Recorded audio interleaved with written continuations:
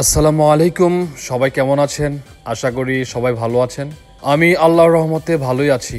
আসলে কেউ ভালো না থাকলে SM আরবিক টিভিতে ভিজিট করে না, তাই আপনাদের সকলকে SM আরবিক টিভিতে আসার জন্য ধন্যবাদ।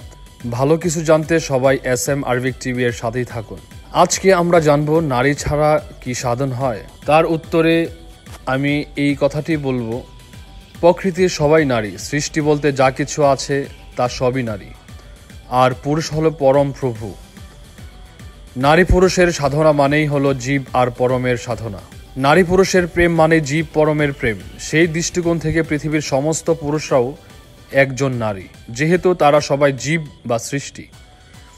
কিন্তু বৈহিকভাবে পৃথিবীতে নারী ও পুরুষের দুটি পৃথক জাত, যাদের চেহারা, চলাফেরা, শারীরিক গঠনও একে অপরের থেকে ভিন্ন।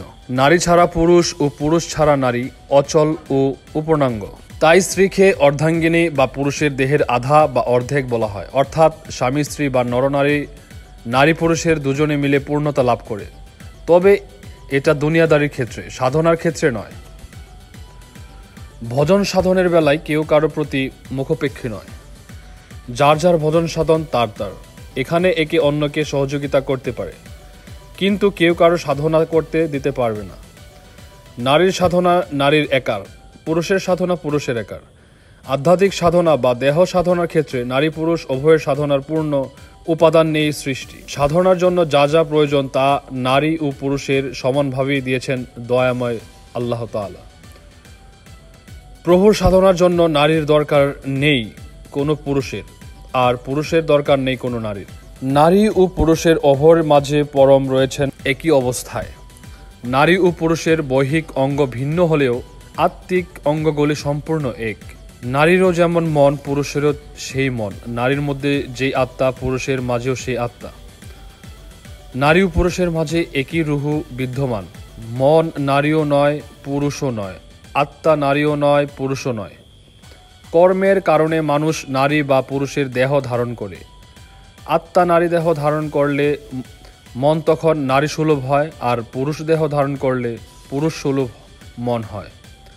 তাই নারী ও পুরুষের মানসিক বৈশিষ্ট্য অনেকটা ভিন্ন হয়, কিন্তু এসবের সাথে আত্মার সম্পর্ক নেই। এগুলো দেহের সাথে সম্পর্কিত।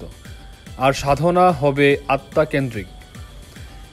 দেহকে আশ্রয় করে আত্মা প্রভুর সাধনা করবে, হোক সে আত্মা পুরুষের দেহের অধিকারী বা নারীর দেহের অধিকারী। ধ্যান বা মুরাকাবা মুশাহেদা করতে হয় একা একা, তাও খুব নির্জনে। সেখানে তো কেউ বলে না যে নারী পুরুষ দুজনেই লাগবে। ত্রিনয়ন জাগ্রত করতে নারী পুরুষ উভয়কে যুগল সাধনা করতে হয় না। পরম প্রভুকে ভালোবাসতে তা নারী পুরুষ দুজন লাগে না। তাহলে কেন পরম প্রভু লাভ করতে সাধনায় নারী কিংবা পুরুষকে লাগবে? সাধনার জন্য যদি নারী লাগতো তাহলে সাধু সন্ন্যাসী বা অলি আউলিয়ারা স্ত্রী সঙ্গ বাদ দিয়ে বনে জঙ্গলে গিয়ে একাকী সাধনা করতেন না। নারী ছাড়া সাধন হয় না, এরূপ কথা যারা বলে তারা অধিকাংশই পথভ্রষ্ট। তাদের মধ্যে অধিকাংশই সাধুর বেশে কামুক লোভী অসাধু ব্যক্তি। আর তাই বর্তমানে দেখা যায় অধিকাংশ নামধারী সাধু ও পীরির নারী সংক্রান্ত অশ্লীল অভিযোগে অভিযুক্ত হয়ে আত্মবাদ, সুফিবাদ বা মরমীবাদকে কলঙ্কিত করিতেছে। হে প্রভু, আপনি আমাদের সত্য পথে প্রচলিত করুন এবং সকল প্রকার নোংরামি থেকে আমাদের বাঁচিয়ে রাখুন। পুরো ভিডিওতে আপনারা আমার সাথে সময় দেওয়ার জন্য আপনাদের সকলকে অসংখ্য ধন্যবাদ। আপনারা ভালো থাকুন, সুস্থ থাকুন। আজকের মতো এখানেই শেষ করলাম। আসসালামু আলাইকুম ওয়া রাহমাতুল্লাহি ওয়া বারাকাতুহু।